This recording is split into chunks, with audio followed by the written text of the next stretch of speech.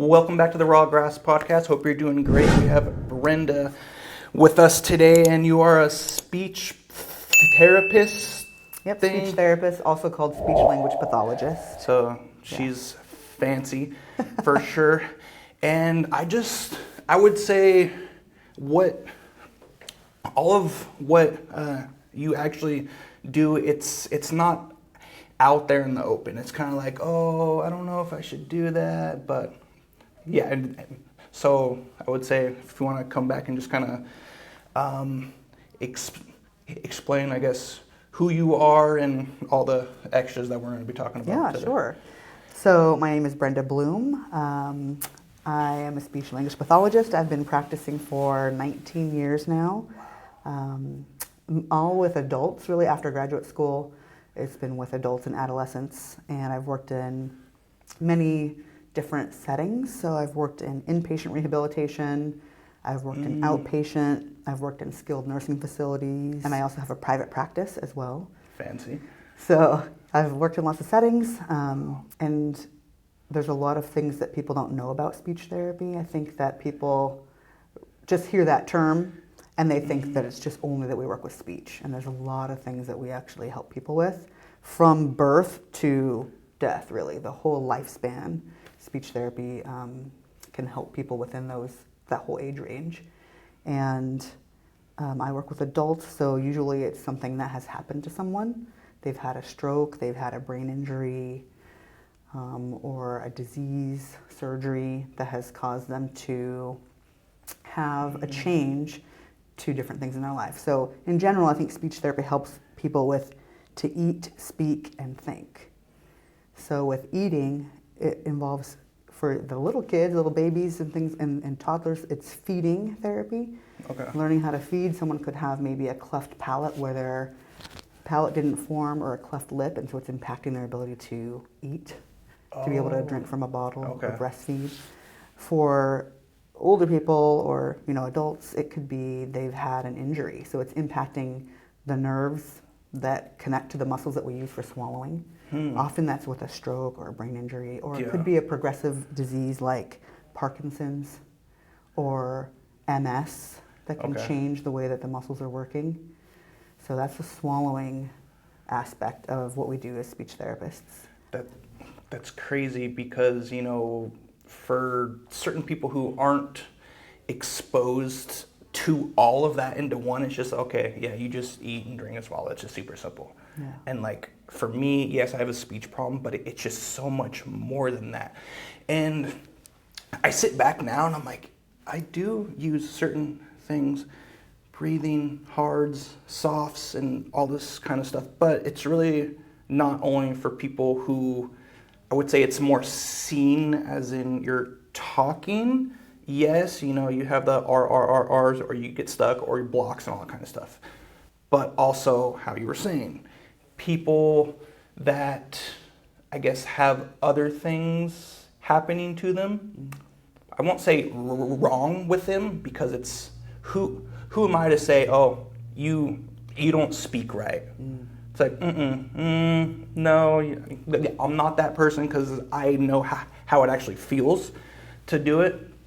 But then you have people who aren't exposed to it. They're like, what's wrong with you? I'm like, everything, But, you have so much more than, I guess, me to, understand how it works. Because for a while I was like, I won't get taught by somebody who isn't sure what I have to actually think or do, but yet you've learned so much, and I had to kind of come back and be like, bro, you have an ego. Like, why do you have an ego? You're having a problem. You're blocked here. You need to go seek help. So we're gonna hop into certain things which I'm so open to now. I hope all of whoever out there is as well, because you've had I would say you've had to learn a lot. So how long have you had to learn about these kind of things, like in in being in school time? Yeah, so the requirements to be a speech language pathologist are that you need to have a master's degree. So after your bachelor's, then you go on to postgraduate work. Shit, that shut me down quick. All right, go ahead. It takes about 2 years, maybe a little bit more. 2.5 years beyond your... I thought it was like 100 years you got to do this. No. It's like, oh, it took me 8 years to do a master's. Nope, I'm not. Nope, I'm good. I mean, some people might take a little longer, Okay. but it's typically like 2.5 years or 2 years. So How much is it though? Oh gosh. Well, I went 19 years ago. Oh, okay. It probably was a bargain. They're like, hey, you can have it. They also offer like an SLPD now, a doctorate program, and a PhD. So if you want to teach at the university level, that's where you need to go. Yeah, all you out there, that's awesome for you. I'm gonna keep just sitting here. Yeah. Anyway, so full thing. Schooling. So yeah, you have to have your master's degree. You have to have a license in the state that you practice in. Okay. Now we have telehealth. Okay. Yeah. So you can also do therapy on the computer. So you need to have a license in the state where the other person is if you're doing out of state. Oh wow. And then some settings require a certificate of clinical competence through ASHA, the American Speech Language Hearing Association. Oh. So I don't know if you really need that if you're working in the schools, but Okay. usually in medical settings you need to have they call them your Cs. That's interesting. So to help whoever out there be like, oh, I want to hop into that, cool, awesome. I would say if you want to call her or email, all that kind of stuff, I'll have that down below. Because I would say what you do, you help out people have that, I guess, hope now, because they're like, oh, I can't talk, my life is over. But Well, it definitely impacts people's quality of life and their ability to work or go to school, depending what's happened to them. So we talked a little bit about swallowing. Yeah. Let's talk about communication too. So eat, speak, and think. So speak involves fluency, being able to get the words out, right? Yeah. It involves language. Yeah. Or it could also be, if a stroke impacts the muscles that we use for talking, the speech can come out slurred. And it won't be as easy to understand. Yes. Because of the weakness to the tongue or the lips and those kind of things. Oh, a weakness. Yeah. Okay. Right? So maybe people won't be able to move their articulators as fast. Or there's more airflow coming out of their nose, which makes it sound distorted. People can have changes with their voice. Especially even with Parkinson's, the voice tends to get quieter, and then people can't understand them or hear them. Is that because they're trying to talk, but it's there? It's just they're just talking, or is it something? A lot of times with Parkinson's, it's a perception. They feel like they're speaking loud enough, but they're actually not. It's part of the disease process. It impacts the loudness of their voice. It also impacts the movement. Sometimes they'll have like a shuffling gait pattern, and they need to learn how to move in bigger movements, but they don't feel that they're using those small movements or using a softer voice. There's other voice disorders that are that can impact people's voice too, like nodules on your vocal cords. Especially for people that use their voice a lot in their job, like I would say like a preacher or someone who's on the phone all day, like a customer service representative or a coach who's yelling or a cheerleader. Get down. Yeah, things like that. And then also language can be impacted, especially with a stroke to the left side of the brain. It can impact language. So that's the ability to find the words that you want to say, or even being able to write or read or understand words. So that's called aphasia.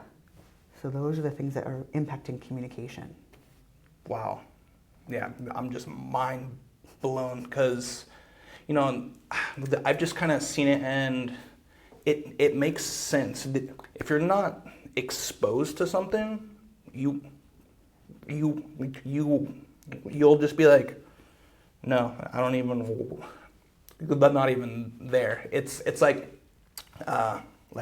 being out and about, and if you have like a Honda or whatever, you're like, oh, I see Honda, or if it's like a black car, or all that kind of stuff, you're like, oh yeah. And then with this, I've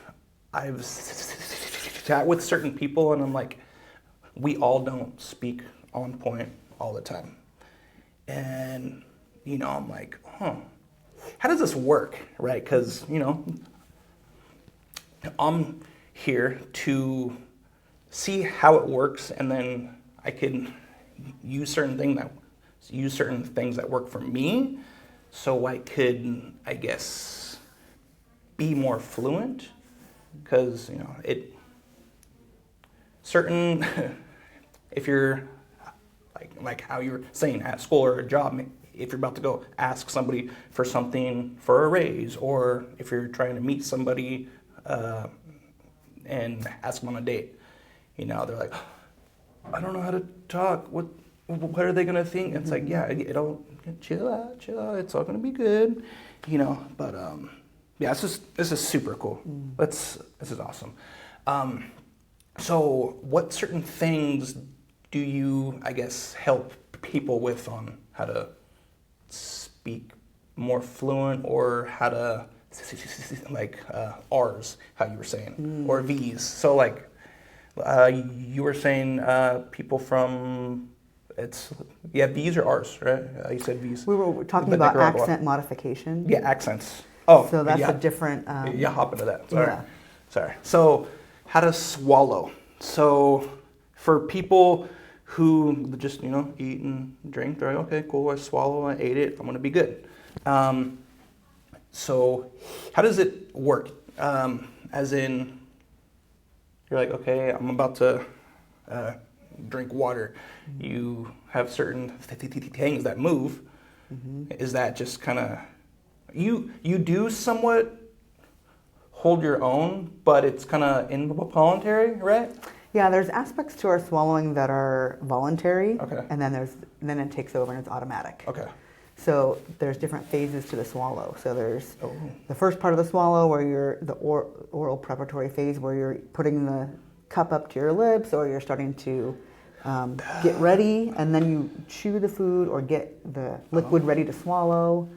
Then it goes into the back of your throat, and then it goes into your esophagus. So there's the 4 phases of a swallow, but we are able to evaluate someone's swallow function at the bedside. Okay.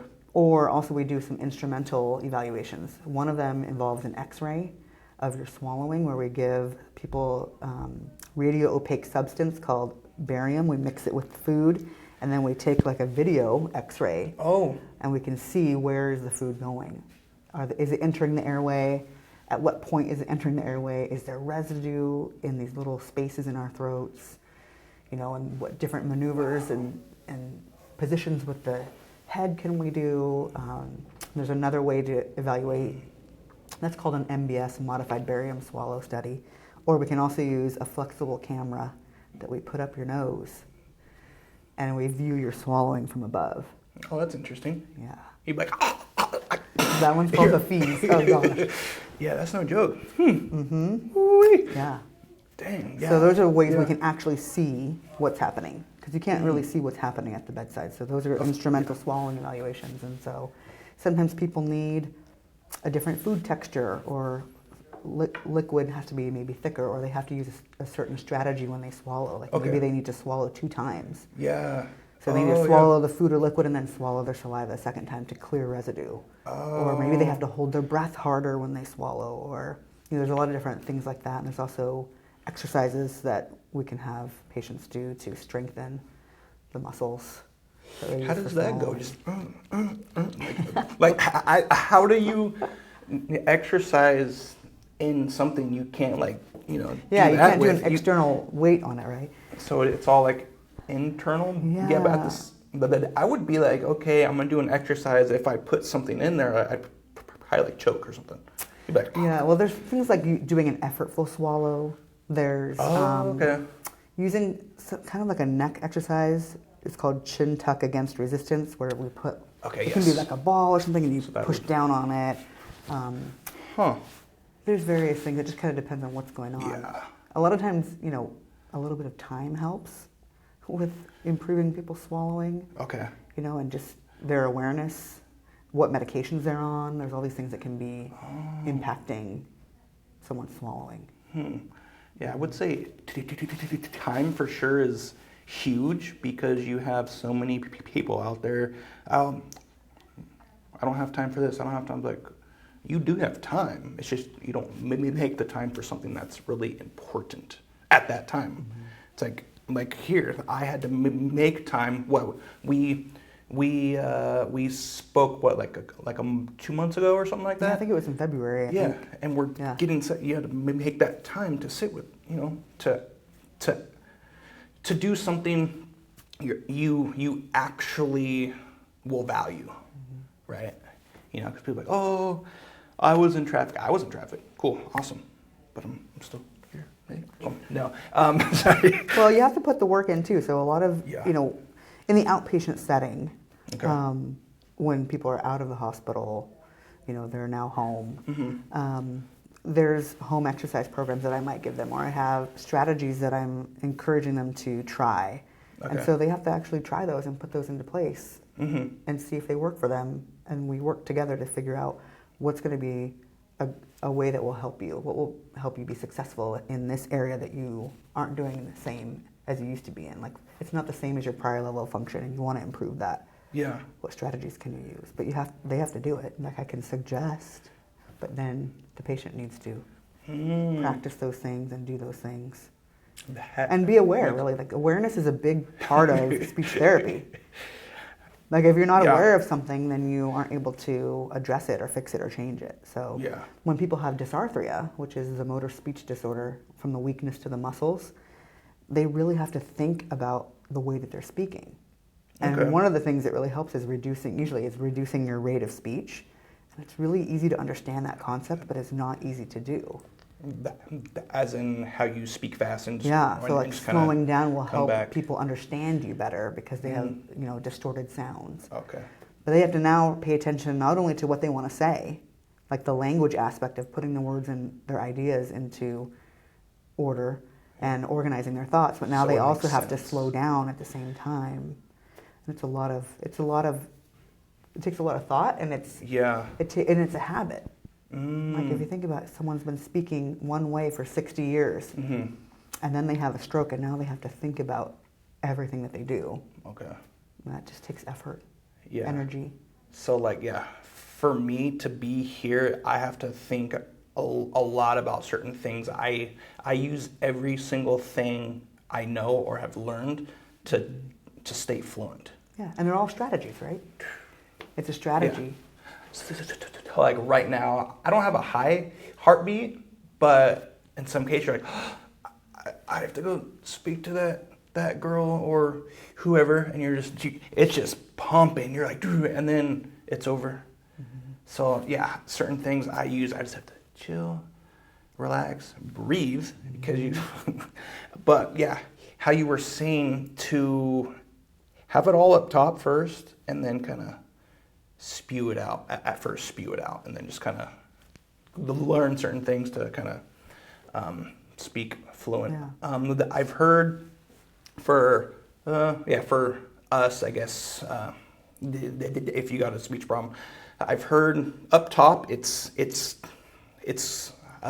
I would say it's going super fast, and our speech is not in tune with how we talk. Is that something you've seen with either someone like me or people who have other issues?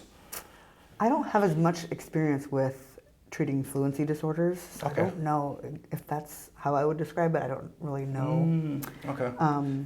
I will say that can happen where, especially with the weakness to the muscles that we use for speaking, people Okay. have the dysarthria, that can happen where they're thinking at a certain speed, but they can't get out their thoughts as fast, or they can't speak in the same rate that they did and still be understandable. Okay. Or like their intelligibility, their Yes. understandability goes down. And that would kind of seem to people outside, and they're seeing them as like, yeah, this guy is not too bright, or Yeah, because sometimes. they're like, I don't think he knows how to talk, so he's dumb. It's like, no, that's not the case. But I've met super smart people who have certain things happening, and I'm like, you're a bit smarter. Well, not smarter. You're more aware of things because you've had to learn certain things and like if I'm speaking to somebody else, I look for those certain things. I'm like, oh, you have a small little, certain ways they're saying things, or certain, like, oh, you're from XYZ, you're from the, like, oh, you're East Coast. That's really awesome, you know? And they're like, how did you know? I'm like, because I got you, you know? So Could be certain words that they use, or yes, slight dialect difference in the way that they speak. yeah. Hey, what's up, bro? Oh, what's up, bro? It's like, I got you, you know, or like that. But I wanted to talk about, yes. you mentioned people definitely judge you on the way that you communicate. 100%. And the way that your speech or your language come out, right? Yeah. When people have a change to the way that they speak because of an injury, brain injury or a stroke, they're often perceived as not being as smart. Okay. Sometimes they can even be perceived as being drunk because of the way that their speech is coming out. Okay. I've had that a couple times. Yeah. So because the way that their dysarthria is manifesting, depending what part of the brain was, impacted, it can they can sound like they're drunk, or people will kind of judge them and think that they're not very smart because of how they sound. When it's not the case, but it's the way it is. So mainly you're saying to help whoever out is to talk more, or to learn certain things more, to have it a lot more stronger, as in if you're doing certain things up on your neck, you want to do it more, and then it'll get stronger. Yeah, well, we want to create a habit to be able to be aware of what's different. Okay.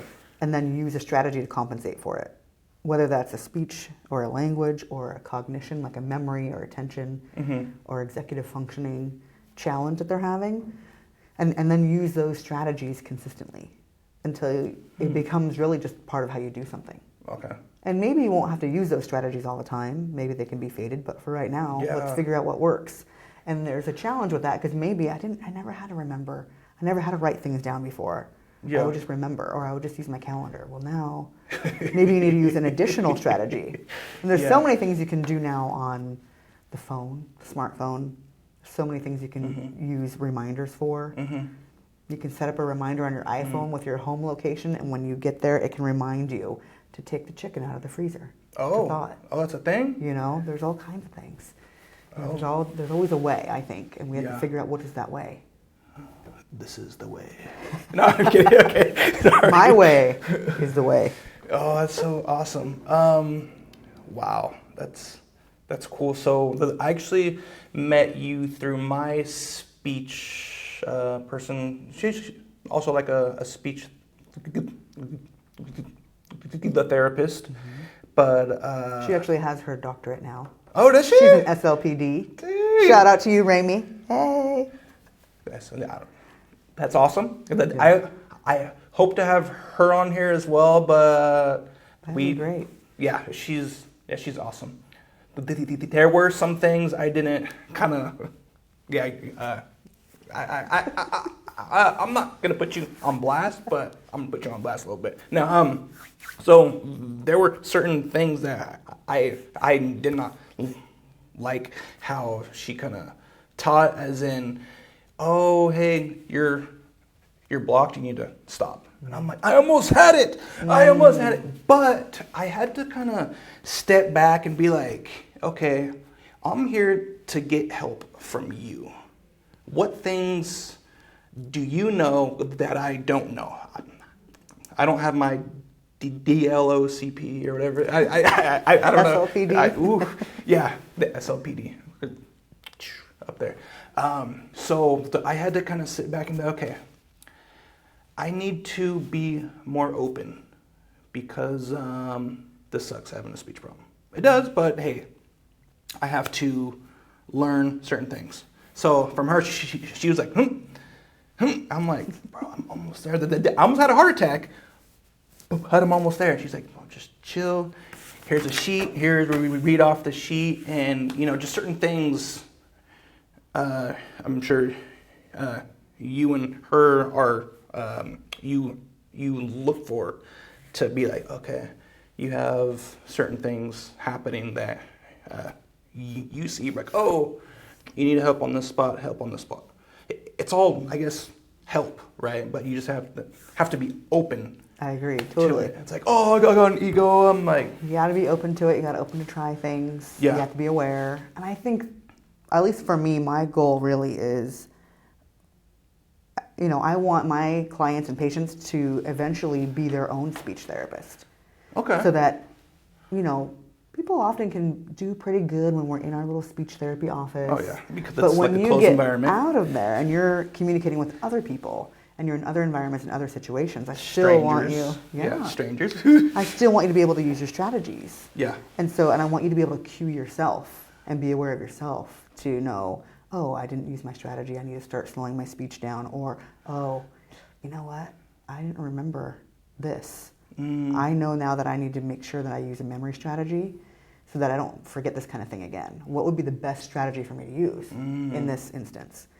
So that, because, there's going to be other situations in life that you will have to create a new strategy for. Yeah. That you weren't used to using, because there's other things that come up.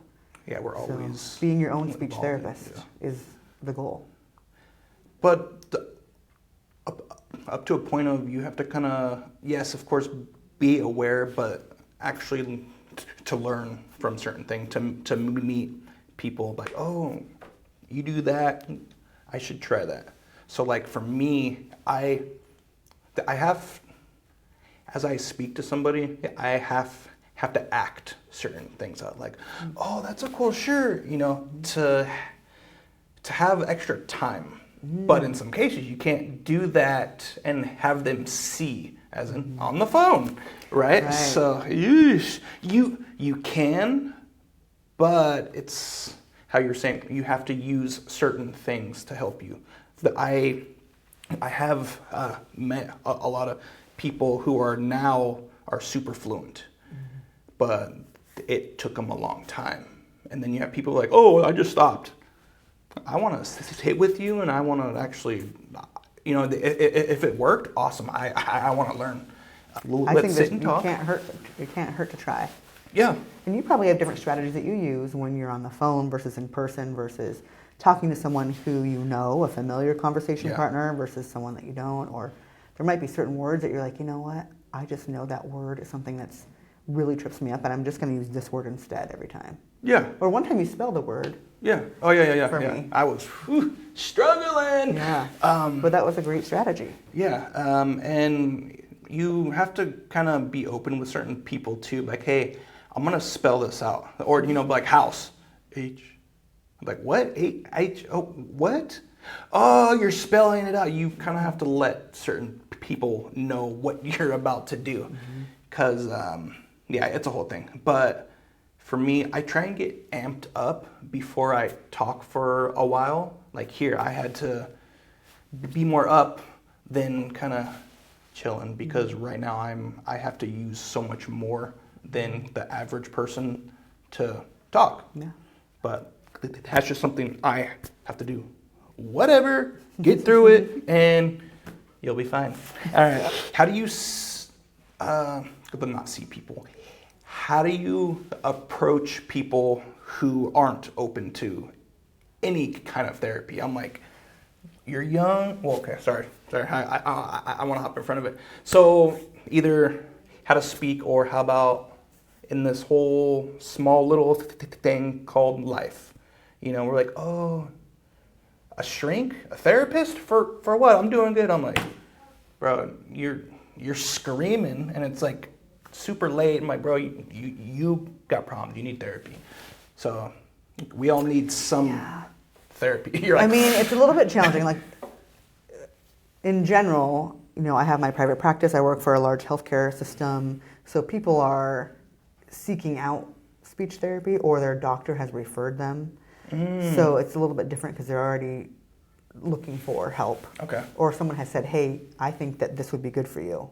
Okay. Because you've had a brain injury, and I think you can use physical therapy, occupational therapy, speech therapy. So that's really who I'm dealing with. I'm already dealing with people who are being evaluated for something. Okay. I still encounter, though, patients who are a little bit resistant, even though they're coming to therapy, or they're not as open to a strategy. For a while, So, I just like to have a conversation with them. Like, I want to know what's meaningful and important to that person. Let's say they have a job where they really don't speak and they're just on the screen all the time. Maybe they don't need to communicate verbally as much.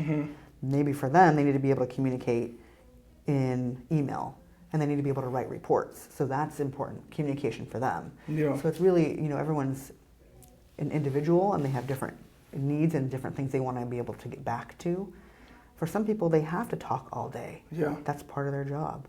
Or what if they lost their language abilities and they have aphasia? Well, how are they going to communicate now? If the verbal ability is different. So we have to find different ways. Word finding strategies. There's also little tablets that help with communicating, alternative and augmentative communication devices. There's all sorts of things. But sometimes it is hard for people to come to grips that something has happened to them as well. Yeah. Their life has been turned upside down usually because something has happened to them. Everything's different in their life.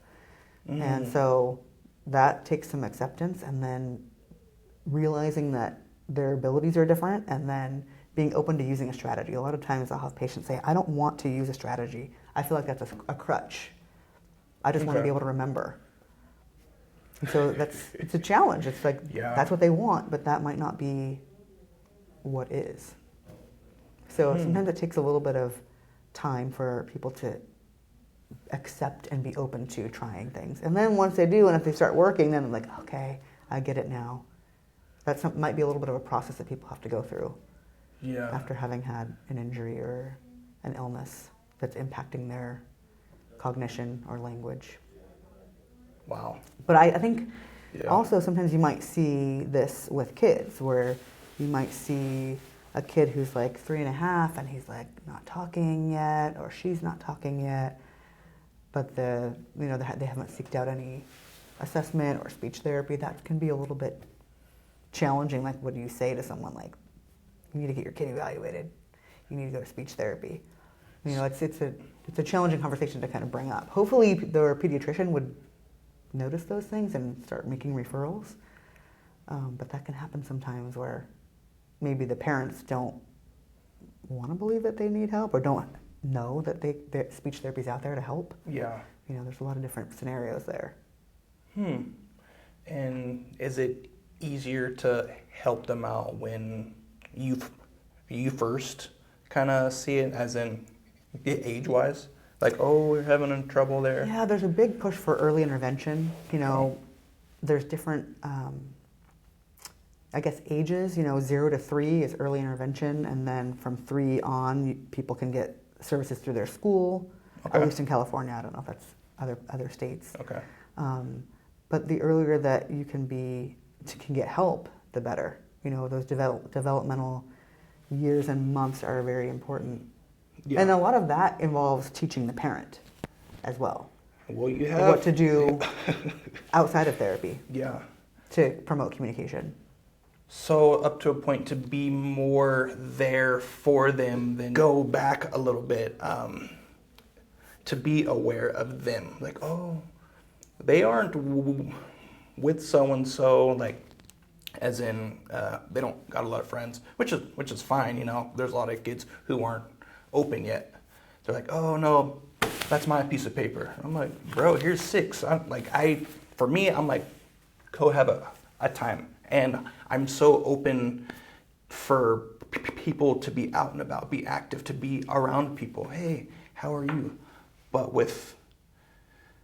actually, hop on that still, or to stay on that. I've seen kids are more open now. Like, oh, hey, you have that toy? That's a cute toy. Just whoever. I'm like, whoa. And then we have us adults like, well, what do they want from me? Or they're like, hey, they're too close to me, or this kind of stuff. I'm like, okay, cool. It's just how we're, I guess, bred.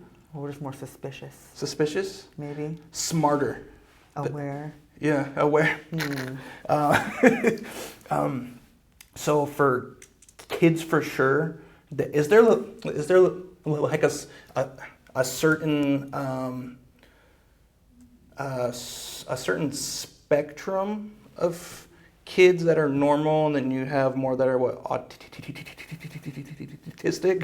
As in, do you see that as well with people who have speech problems, or?